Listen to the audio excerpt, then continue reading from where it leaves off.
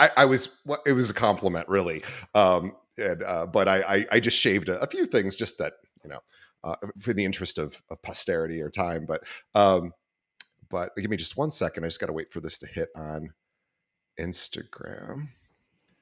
And have you guys implemented any real AI stuff yet? Or oh, I'm so excited to talk to you about that. Okay, cool.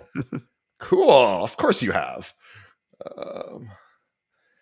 I'm waiting for the next iteration, or I guess what they call generative. I think it's generative AI, where basically they can look at a data set that you can upload a data set, something, and like, for example, maybe my calendar, and I use Todoist for my to-dos. Maybe somehow it can take a look at my calendar and all my to-dos. And what I'm really waiting for is, hey, I came up with a preliminary schedule for you for tomorrow to get these things done.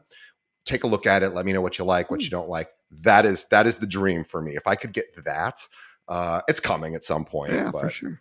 That is going to be a very good day for me, because that is something I oftentimes struggle with. Like, what do I do next? What do I do first? It's not really my strong suit to crunch the numbers on those. And I go whatever's shiniest and loudest at the moment, and it's not always the best way to go. All right. You're a busy guy. We'll get started. Let's do it. Bear with me, Brandon, just a sec. Oh, I'm sorry. I forgot to ask you this as well. What would you like me to promote? So our audience, again, are realtors. And I can obviously DoyleRealEstateTeam.com I'm going to promote. But is there a social channel that you want me to promote, or anything else that you guys are doing that you want me to tell our listeners about? Yeah. So I've co-authored a book and then written 2 others. And then I've got a podcast. I've got all the socials. Oh my God. I don't think I knew that. Did I not? I didn't know you. Oh, I'm sorry. Right. I didn't see it. I'm not too worried about it. People tend to find it all right. What's the name of your podcast? Yeah, so we're just relaunching this because we have a sponsor now. So it'll be it's technical difficulties, but it's on the DIY Smart Home Guy channel on YouTube. But it'll be out on all the other things as well. Now that we have a sponsor and a producer and all that, we really hit the big time. We filmed the first half of the season already. So nice. Yeah. So to find that on YouTube, would it be under DIY Smart Home Guy? DIY Smart Home Guy. By the way, Google Home has not gotten any better in the last 3 years. I'm shocked that abandoned ship.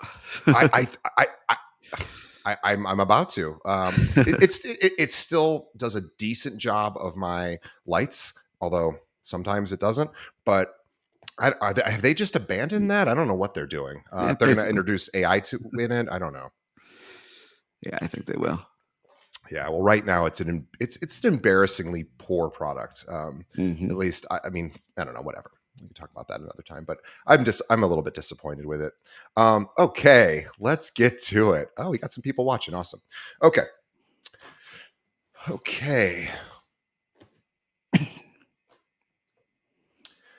Today on the show, my guest is Brandon Doyle from the Doyle Real Estate Team with RE/MAX Results in Minneapolis, Minnesota. Let me tell you more about Brandon. This is Brandon. I'm so excited to have Brandon on, because this is really right up my alley, and he is an expert in the things that I'm interested in. But let me tell you more about him. So Brandon Doyle has a Bachelor's of Science from St. Cloud State University, which was a real estate major. He also has a Master of Science real estate degree from the University of St. Thomas. Now, he previously served on the Minnesota Realtor Board of Directors as an appointee for several years, and he is a past president of the St. Cloud State Real Estate Alumni Association. Brandon has been nominated as Inman's Innovative Realtor of the Year 2014. He's been featured in many magazines and newspapers, really talking about the cutting edge of technology in the real estate industry. Brandon is also listed on Inman News as one of the most influential people in real estate for 2017, and is recognized as a rising young professional by Finance and Commerce in 2020. And I left out about 20 other things that he has accomplished, but in the interest of time, I want to bring him on. Brandon Doyle is our guest, and I want everybody to check out his YouTube channel, which is DIY Smart. Brandon, I'm so sorry. DIY Smart. Yeah, so we have a podcast, and the podcast is on DIY Smart Home Guy. But I also have my own channel as well, which is just Brandon Doyle MN. Got it. So I So actually have several channels, but those are the two big ones where you can find me if you're interested in smart home technology.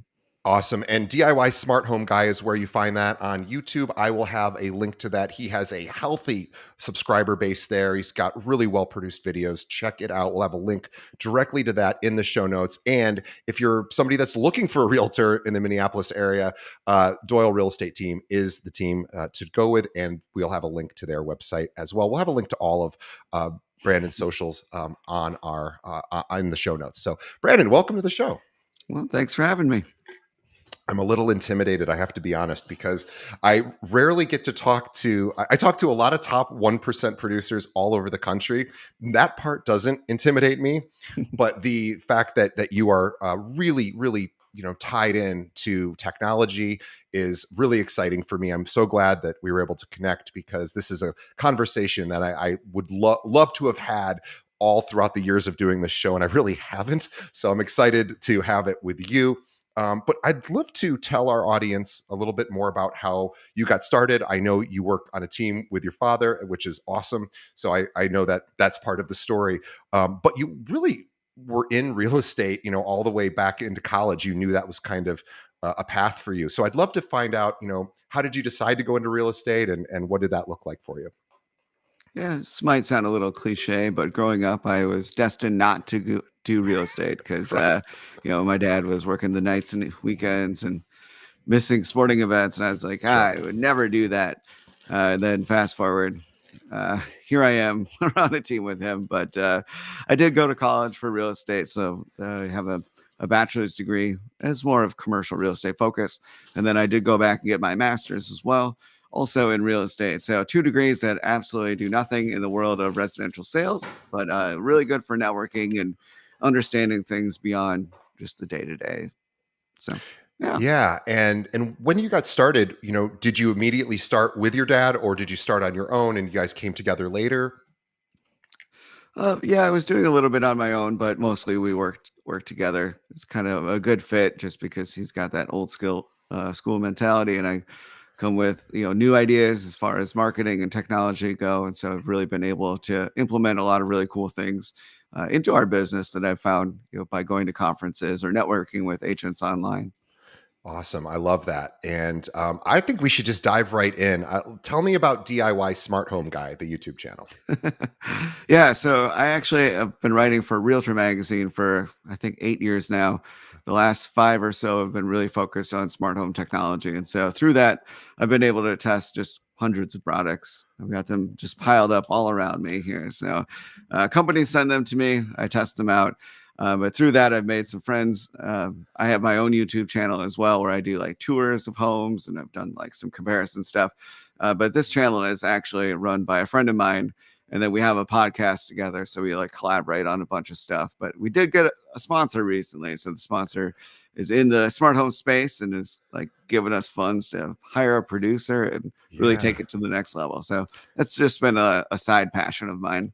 Yeah, well, this podcast has kind of a similar, not a similar sort of trajectory where I was doing it on my own, and then we eventually got sponsors a couple of years in, and it was like, oh, cool, this can maybe it could Nice. pay for itself, and that's and here that's we are. good. It's good, and it also allows me to continue to be creative, like you're allowed to obviously be creative on your channel, and it's nice that you're providing a lot of value too.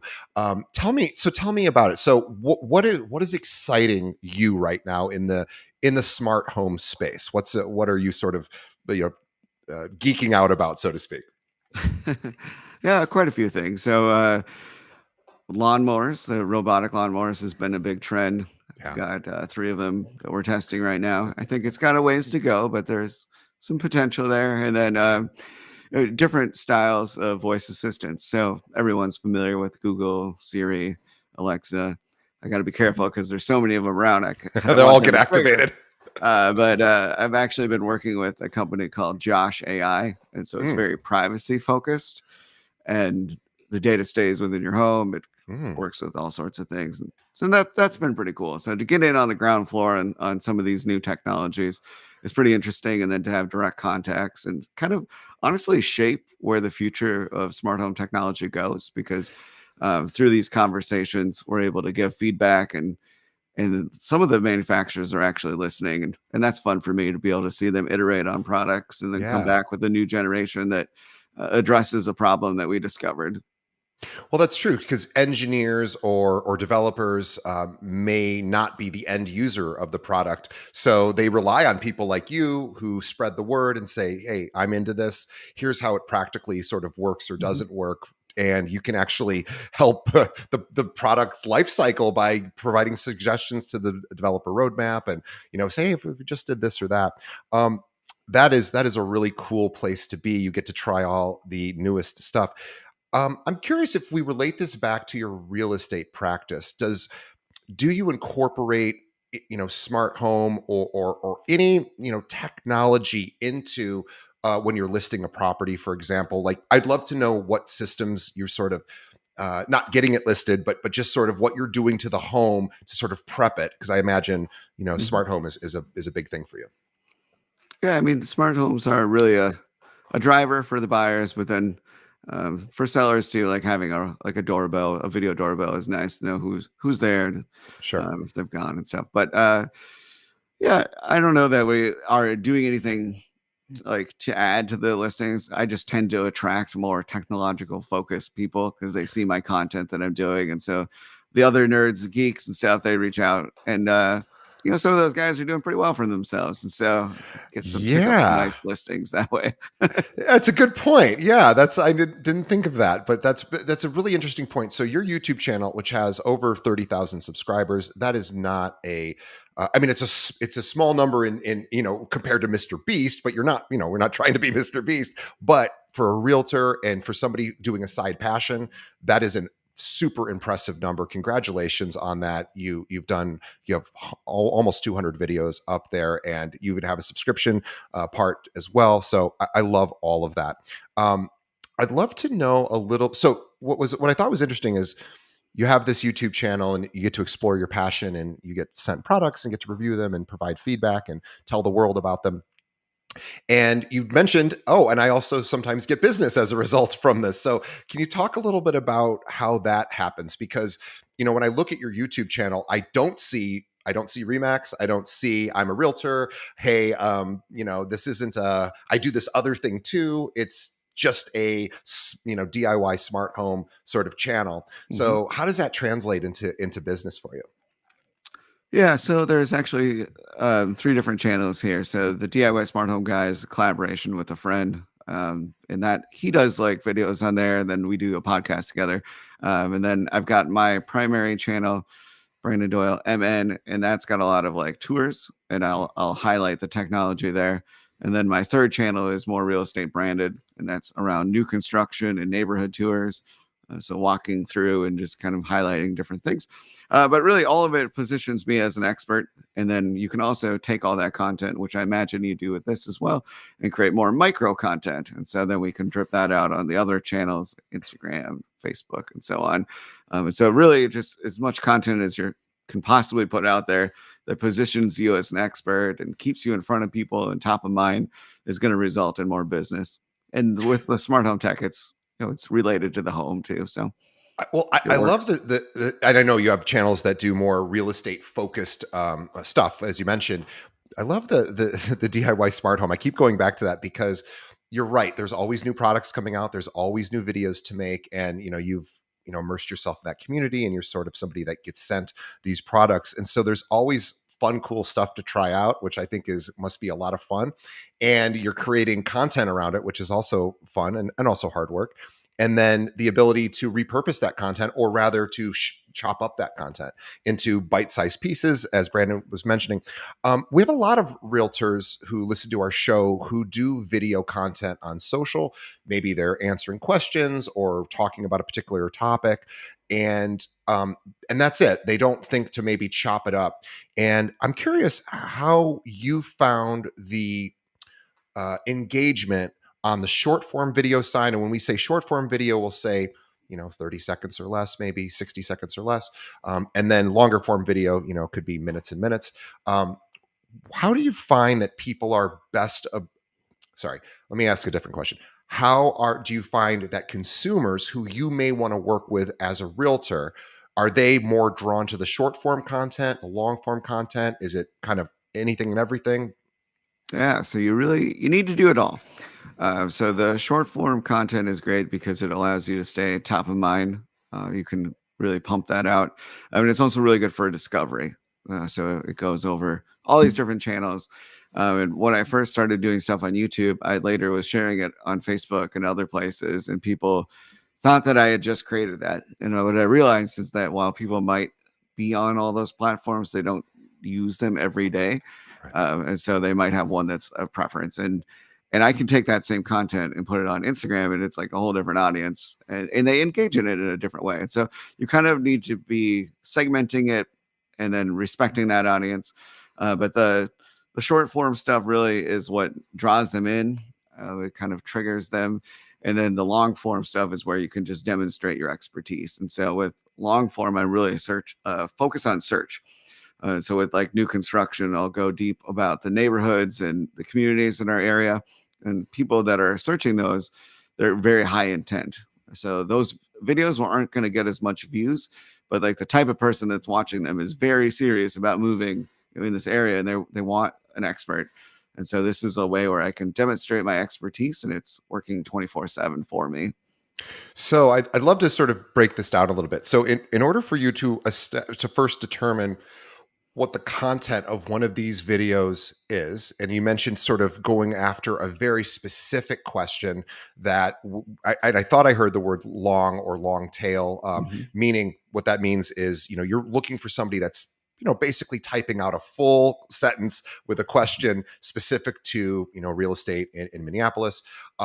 And not just doing a, hey, moving to Minneapolis, here's what you need to know. And that's okay too. That would just be more difficult to probably rank for because that's a more Mhm. general thing. So are you going really hyper local and you're getting really granular and saying the best restaurants on this, this part of the town, that, or the best, whatever?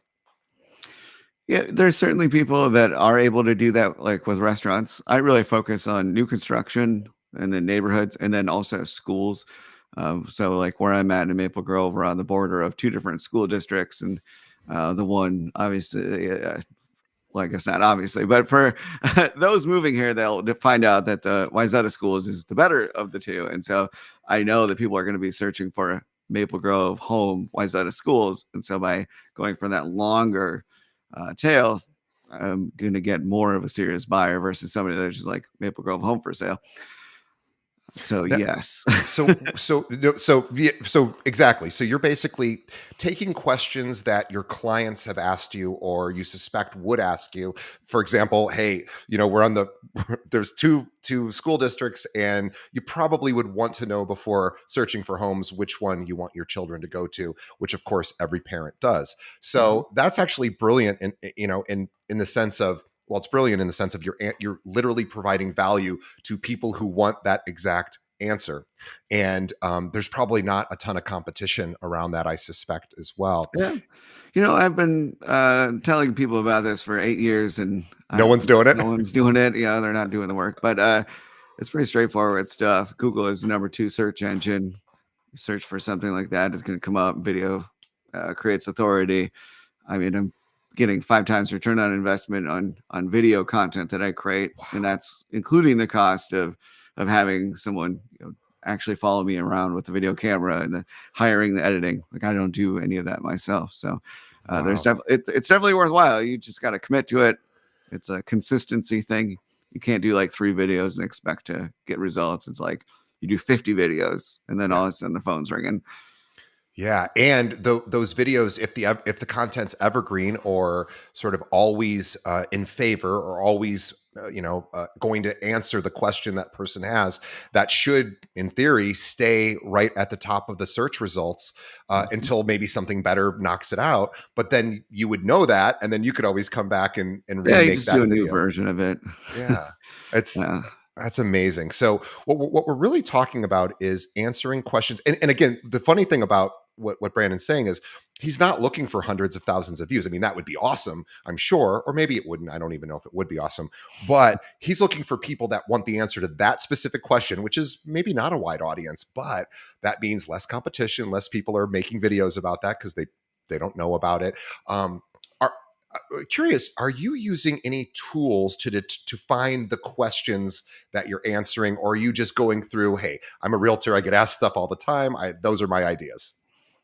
Yeah, so it's a mixture, right? So I know the type of questions and scenarios that we're going to encounter a lot, and specifically around new construction because people don't tend to build new homes every year. So maybe it's once every 10 years. But having that experience and having gone through it, I know what things that they're going to ask, and so I can create content there. But also, you can use any tool like ChatGPT or something. And just kind of prompt it and say, well, what questions do people have? Or you could also look at like other markets too. Like, oh, hey, this person in Arizona did really well with this. This got a lot of traction for them. I could do something similar for my area, highlighting similar things. Yeah, it's a great answer. I wanted to ask you about ChatGPT because I am curious. Pretty much we're all using it in some capacity, I think. How are you using it? I want to know how you use it and what it's doing for your business. Yeah, so it's really good for repurposing content. I can take like a transcript from, let's say, this podcast and then run it through there. It'll give me a summary. I can use that as a blog post, or I can use that for social. That way, when I'm sharing content and chopping it up in different ways, I'm being respectful of each platform. It's not like a copy and paste. It's like, okay, well, let's optimize this for Instagram. And I know Ah, Instagram's all about imagery. So let's use emojis, less text. But if I'm going over to LinkedIn, it's more professional. I might just use one photo, but it might be more lengthy text, but it's almost a different style of voice. And so with ChatGPT or other tools similar to that, you can kind of change it. Same with headlines. You can A/B test things, and it's good for ideas. What it's not good for is people that just say, "Hey, write me an article about XYZ." right, You're just garbage in, garbage out. Like it doesn't have the expertise like you do. And people right. are looking for stories. They're looking for, insights that they can't get elsewhere. And so if the AI bot can just look it up themselves, then why would the consumer need you? But you can take that knowledge you have and you can kind of word bomb it on any AI system, and then like just say, hey, like this is my audience. Here's kind of what I'm thinking. Let's work together on this and kind of massage it. So I think if you look at it as a partnership, then it can be a great tool. But if you're just trying to rely on it as a shortcut or Yeah. an automation, then it's not good and it's a terrible experience for the consumer. And I think you're actually doing worse than you are good. Could not agree with you more. I found it's such a simple idea, but I'm, I do a tip of the week email with from tips from these top producers that I've chatted with on the podcast over the years, and one of them was a ChatGPT tip, and something I don't practice real estate myself, so easy for me not to have thought of this. But a really good idea is, and I was testing this yesterday, as somebody, one of my guests was telling me that on his way to a showing, and if he's not as familiar with the area or the neighborhood or what's surrounding or the schools or anything that's sort of noteworthy or fun to talk about or interesting, he throws the address into ChatGPT and says, find everything you know about the area. And he gets really specific. I want to know about restaurants. I want to know about schools. And it's this big, long prompt. It's probably 10 sentences or more. And, he kind of copies and pastes it. He Mhm. doesn't rewrite it each time. And it just, it will return all sorts of interesting facts. And so this way, when he shows up at a showing, he's got tons of information now that he can kind of throw out there throughout the showing. Say, hey, by the way, did you know there's a park just 2 blocks away? And he might not have known that. So I found that to Yeah, be like, that's a cool thing. Yeah. yeah. ChatGPT is a good bullshitter. Like I knew this all along, but you're absolutely right. It's great for stuff like that.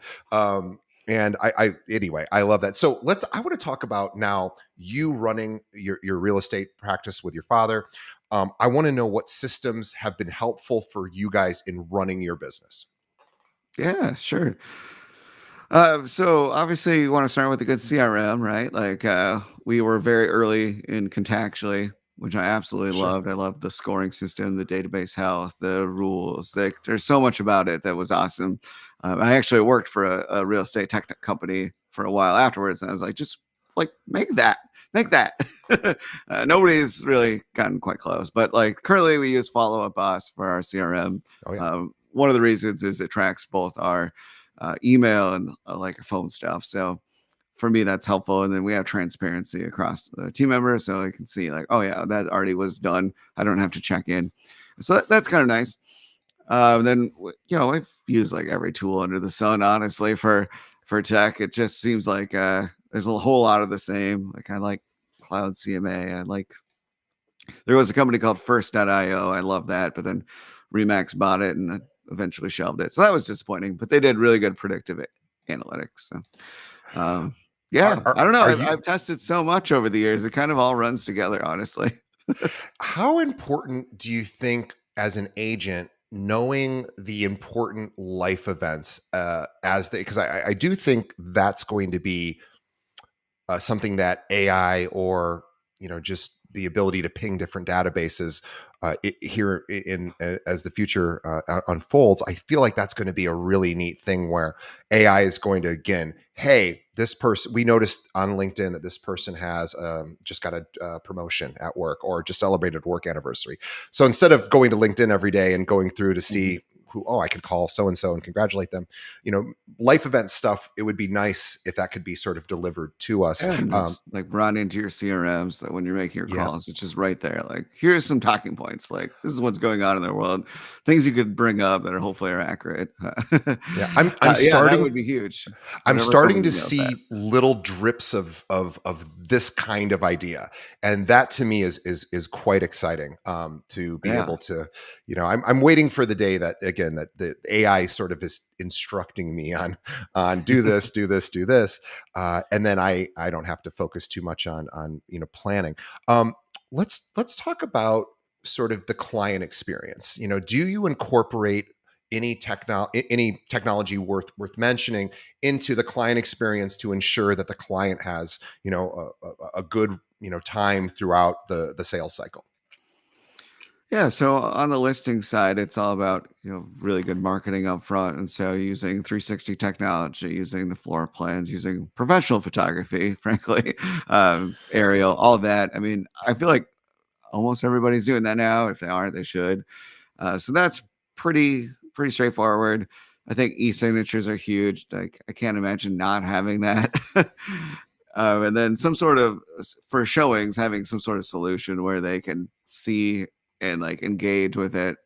What there's a lot of options out there, but just embracing one of them, that's pretty helpful. But right now we're trying out Raise. So it's a new product, and it's kind of just tracks all your activities and does this real time reporting with the client. And I really like the vision of where they're going. Obviously, it's very early in their rollout, so to be Is determined what comes true or not. But Now, is the idea to be able to more easily defend commission by saying, "Here's all the stuff I do for you"? I'm just guessing yeah, at the that's kind of their okay. their thing. But yeah, it's kind of showing them behind the curtain, like, oh hey, here's what Brandon did today. This is how many miles driven. Here's how many calls and stuff. Yeah. I think that's pretty neat. You know, With that it, is a great idea for a product. I mean, I think it's a great idea. It seems like a yeah. great idea. I Well, they love raised a that. lot of money to build the product, so I guess enough people think it's a good idea. But Yeah. No, I think the biggest opportunity, honestly, in real estate right now is deduplication of data and data augmentation. So a lot of agents I talk to have a CRM system, but then I ask them like, okay, well, how many of them have completed addresses? Okay, half of them. How many of them have phone numbers? 75%. How many have emails? Probably higher, like 80, 90%. But how do we fill in that missing information? How do we make sure it's accurate? And then the other big gap is that like I did something in one place, but now I'm in a different area and the data doesn't jive. We don't have a single source of truth in real estate. I think if we could get to that point, agents are going to become much more productive because we spend so much time just entering the same information in twice. and it's not a good workflow. I use 2 different CRMs. Well, not Serious? intentionally, but because one of them does something very specific that cannot be duplicated by the other or cannot be replicated by the other, sadly, yet. Well, tell me more.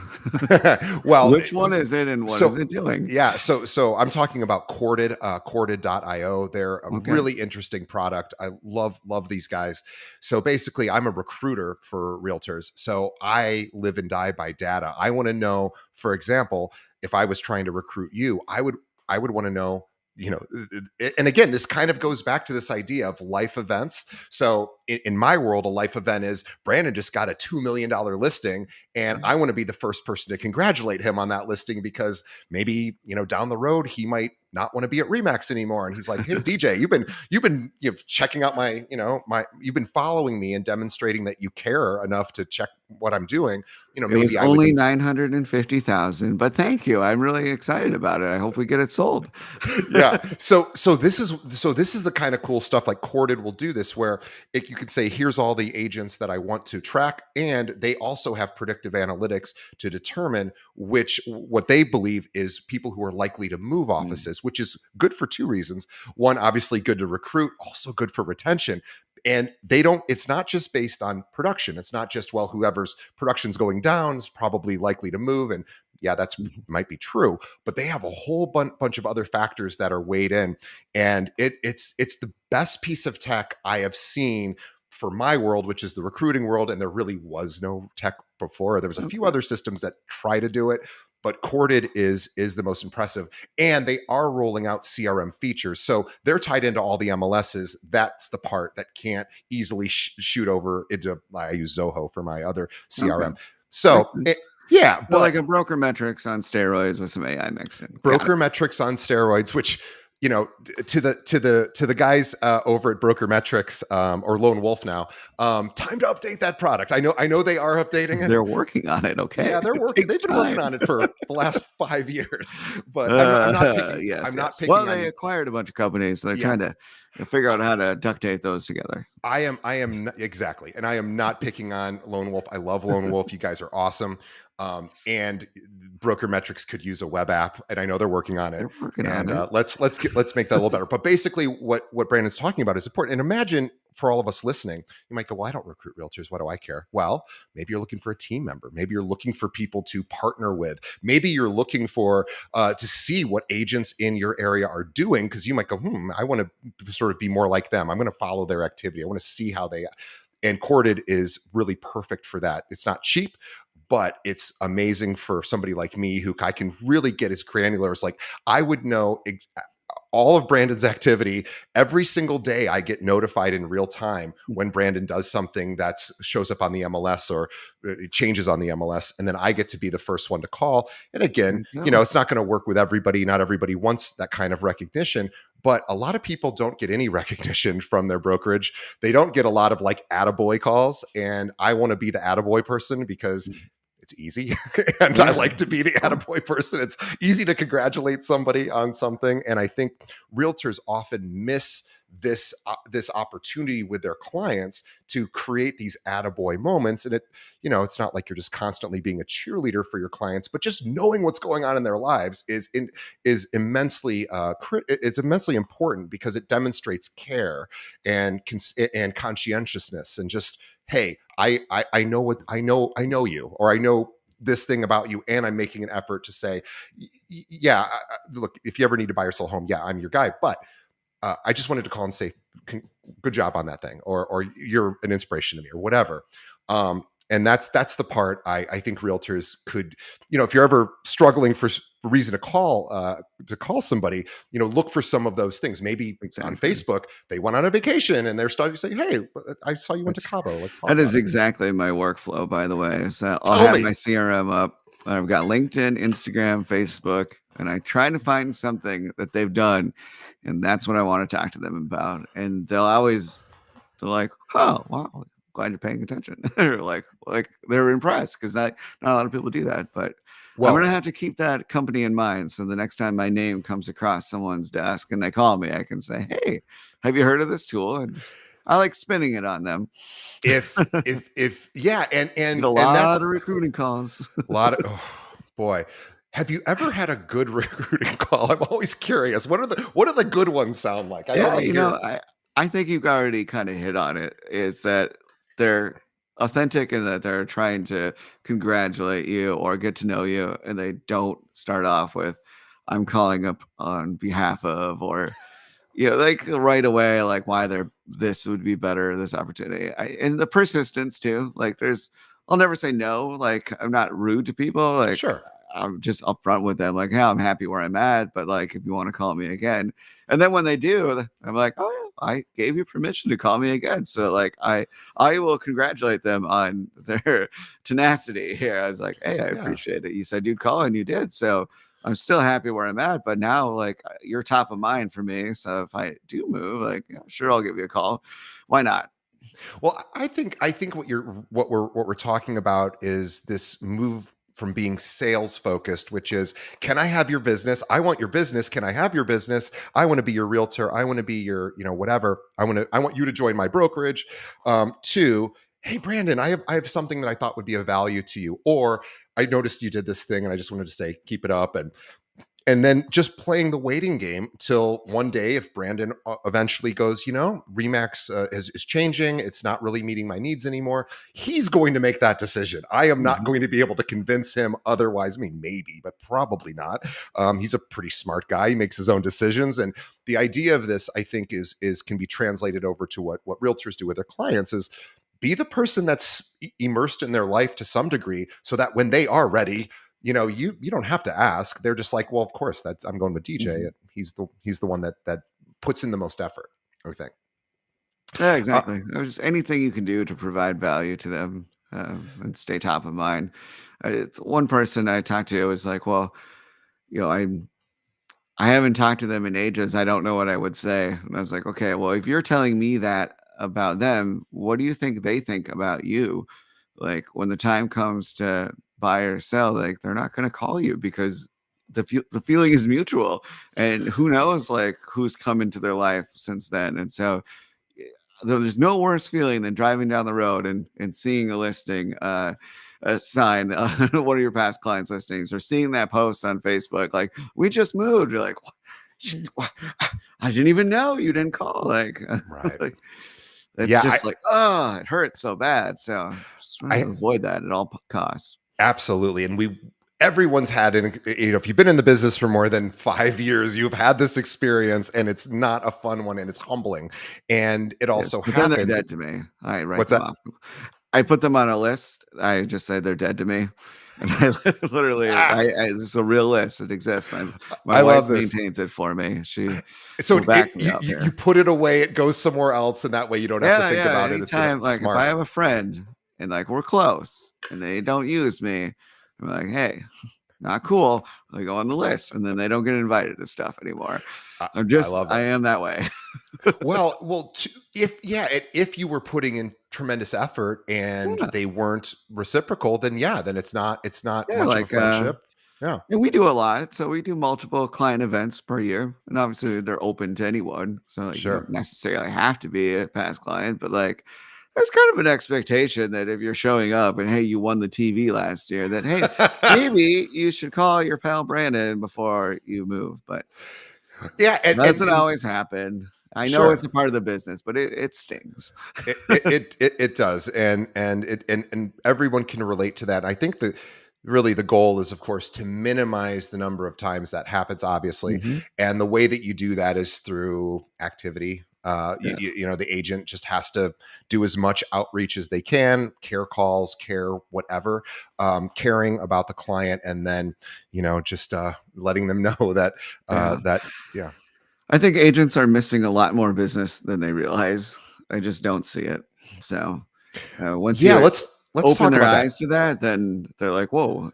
When they spend all their time, chasing shiny objects and worrying about leads, and meanwhile, like their neighbor down the street is using another agent. Their friend that they went, known they played pickleball with for months, all of a Yeah, sudden is moving. It's like, well, it'd be a lot easier to just have those conversations with people that you actually know and like, right. hopefully get along with, than having to chase leads all day. So I've also heard too that sometimes people who are closest to a realtor who don't end up using them, when if the realtor says, "Hey, how come you didn't use me?" Um, I've heard this many times from people. They say, "Well, I just thought you were too busy. I didn't want to bother you," and that's its own problem that you Mhm. probably wouldn't even expect. I have experienced that actually. It was the perception from the type of posts. So now I really have to make sure that people know that like I don't just sell new construction. I sell other homes too, and I am available. And a lot of it is just like some of it's just outrage, but then also like just saying on your page like I'm here for you. It's how you word things.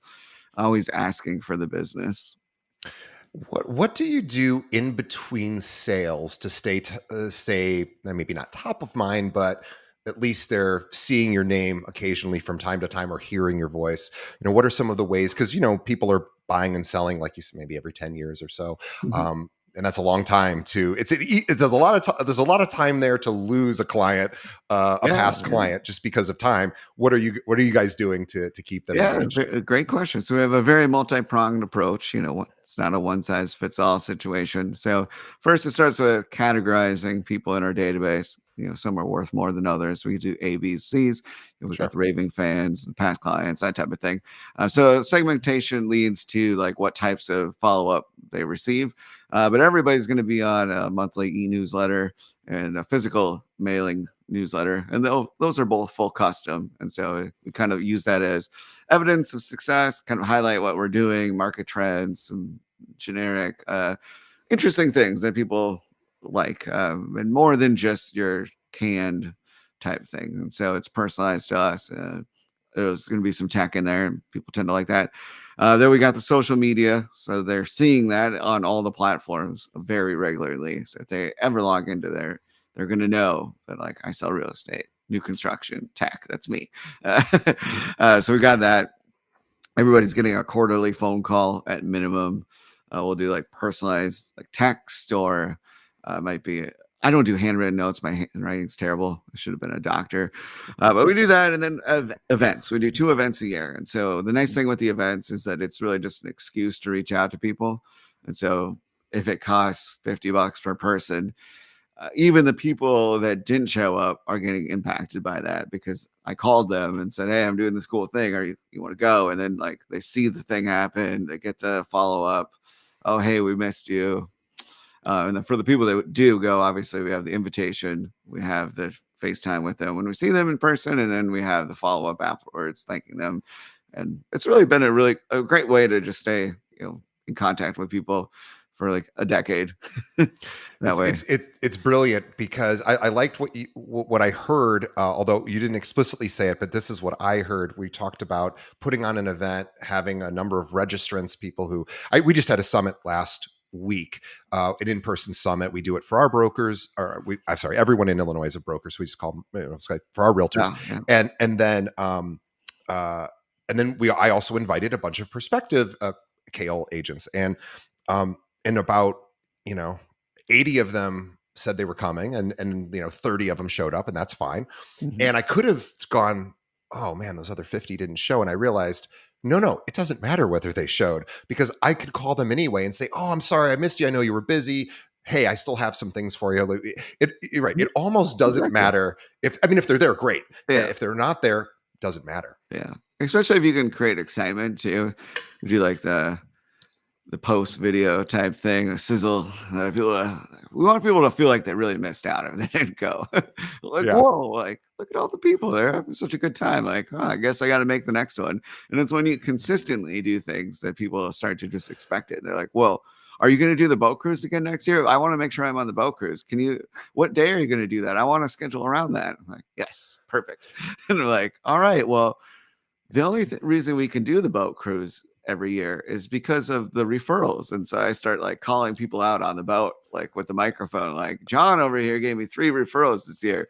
And so like all these drinks that we're drinking now, that's because John supported our business. So I if you love want to that. support our business too, we can keep doing this.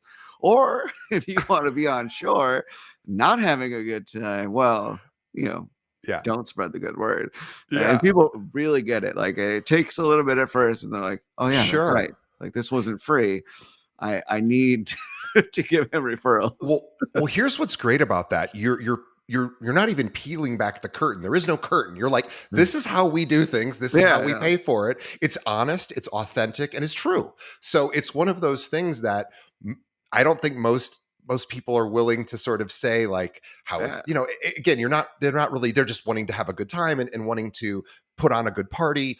And you're like, hey, by the way, guys, the way we're able to do this is because of your referral. So thank you, thank you, thank you. Please keep them coming because we want to keep doing this. And even just saying that, they're like, all right, okay, cool. That makes sense. It's yeah. logical and it's reasonable. It's absolutely reasonable. And Um, the other trick we learned too is, well, a couple of things here. One, you don't have to spend a ton of money. If you're broke, like you can just invite people over for dinner. You can do like a barbecue, whatever. That's fine. I've done like suites at like a sporting event, and it just costs so much money, and then someone no shows, and that's like, oh man, that was $200. And so like, there's very diminishing returns on these things. So it's more about, you know, impact and being as inclusive as possible. The other part of it is I've started encouraging people to bring guests, like invite a friend, and then like, oh, but we need to have a head count for food. So if your friend could just go ahead and register so we have their email, we know they're coming, that'd be great.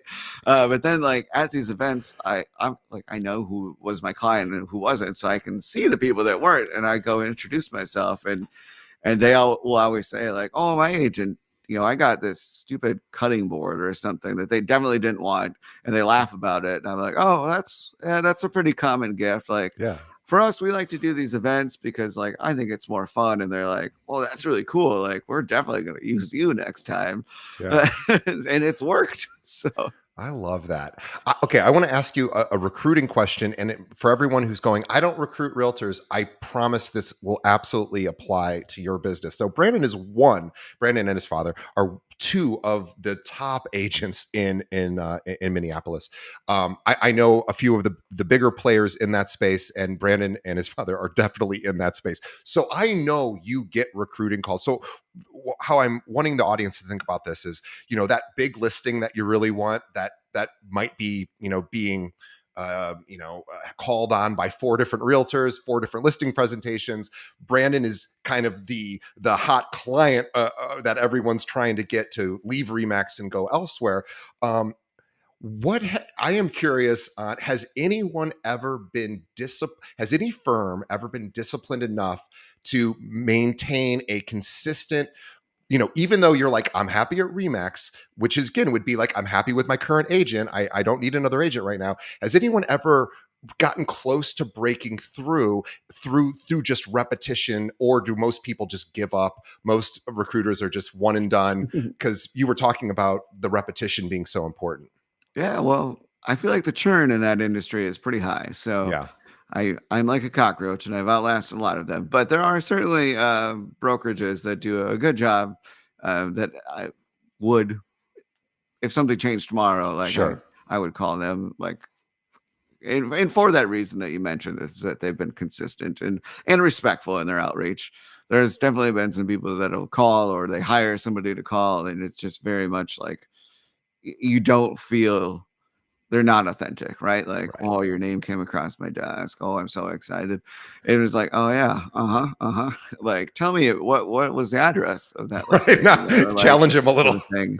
Whereas like people that like know that I'm a nerd ask about that, like lead with these types of things, or knew that I spoke at an event, like, oh wow, that was cool.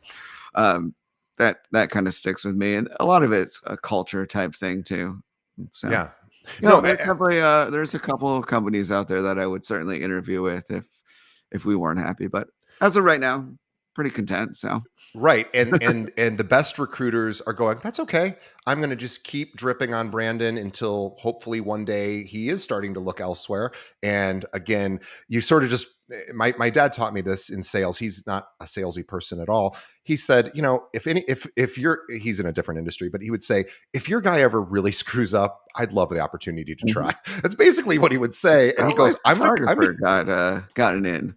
I was using the same photographer forever, and this guy was just very polite. He said, "Well, hey, if your guy's ever just busy and you want to give me a shot, like it's 20% off for your first order." And I was like, "Oh, cool, whatever." And then a couple months went by, and I was like, "Oh, I actually have a need." And then I was like, "Oh, he did such a great job." And then I got more listings, and I'm like, "Well, why don't we give him another shot?" And then now that's the only company I use. So there we Amazing. go. So repetition, repetition. And I wanted to ask you, sort of post NAR settlement. I don't want to talk about the settlement, but I want to talk about the sort of buying and selling experience with related to sort of where you see technology taking the consumer. So obviously Zillow came into the market early 2000s and basically said, "Hey, we can show all the properties or we can aggregate all of the properties in the country and show those to people, on a website." And that took a little bit of the pressure off the agent to then do those searches. Do you see the realtor, as technology continues to evolve, becoming more important, less important, the same to the consumer? Does the role, is it changing? Yeah, so like as an agent, we've never really in recent times been the driver of search, right? Like they have all their own options. You might have them set up on a search, but they're probably still like going elsewhere. Like, well, I found this one on Zillow. Well, it's sold subject to inspection, so it's not available. But thanks for sending that. So they've always been kind of just looky loos on their own. So I think that'll continue. One concern I have is that there might become a mindset across buyer consumers that that it would be advantageous for them to go direct to the listing agent. And so having a system in place to receive these calls, I think is important, whether it's like a call action type thing where they're getting a text response for your sign calls. I think sign calls are going to go up. I think the viability of buying leads on Zillow that goes down because, like there's no guarantee. Now we got to get them to sign a buyer rep. And like in our state, buyer rep has been common for a long time. A lot of people were just putting in zeros or like not taking it serious, but like we've had that instrument. So the transition for those of us that are professional has been pretty easy. But I think for some of them, it might be just a shock. Like, what do you mean I don't just automatically get this? And so there might be some struggles there, but that's okay.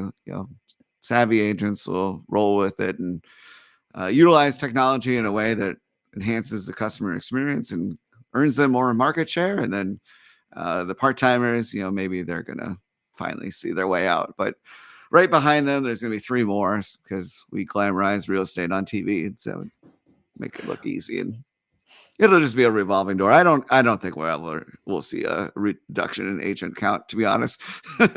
Well, there is definitely a flea going on. We have a holding company here for people that aren't actively practicing, and at the beginning of the year, I think we had 800 agents in it. Now we have 1,100 agents in it, and we don't normally grow that fast. Yeah, So yeah, people are leaving, but people are coming to yeah. replace them. It's Yeah, coming in. Revolving door.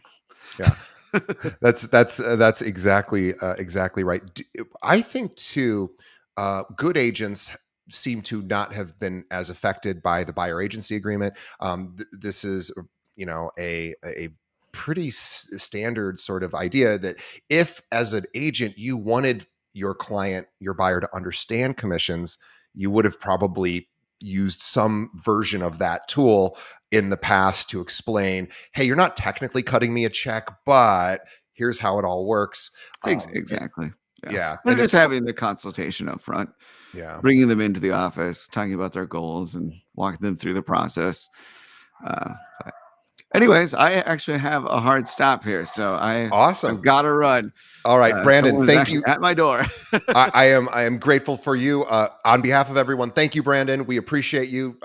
We will check out the links in the show notes. We'll get you all over. Brandon's got to go. Thank you, Brandon. We'll see everybody on the next episode. Thank you, sir. All righty. Take care.